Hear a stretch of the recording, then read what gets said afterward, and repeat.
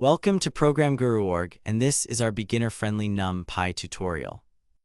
In this class, we'll learn how to create different types of NumPy arrays, starting with basic one-dimensional arrays, and then moving on to two-dimensional and even more specialized ones.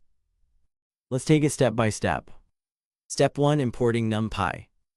Before we do anything, make sure you've installed NumPy using pip. Once installed, import it in your Python code like this. Say import NumPy as np. Here, np is just a short name to save time when calling NumPy functions. It's a common convention used by most Python developers. Step 2. Creating arrays from Python lists. This is the most basic and intuitive way to create a NumPy array. Say array equals np.array of the list 1, 2, 3, 4. To check its type, use say print open parenthesis type of array close parenthesis. This will show class numpy.nd array. Step 3. Multi-dimensional arrays. Want a matrix? Use nested lists. Say matrix equals np.array of open double brackets 1, 2 close bracket comma open bracket 3, 4 close double brackets. Make sure all the inner lists or rows have the same number of elements, otherwise you might get unexpected results. Step 4. Using arange function. This is like Python's range, but returns a NumPy array. Say array equals np.arange of 0, 10, 2. This will give you 0, 2, 4, 6, and 8. The three arguments are start, stop, and step. Step 5. Using linspace.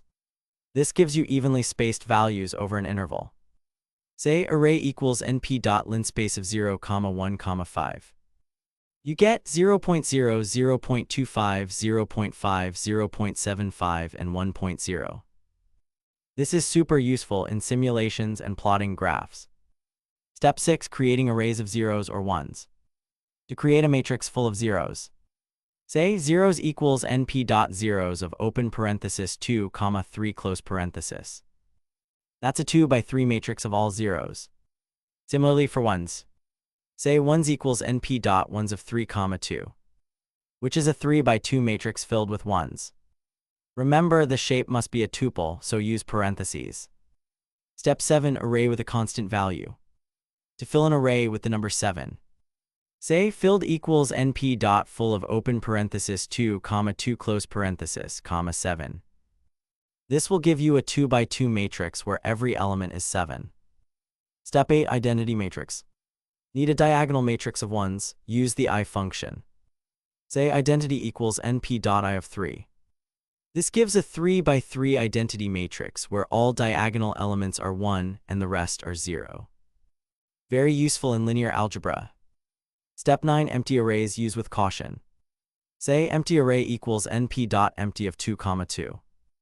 This creates an array with uninitialized values, meaning they can be random garbage data.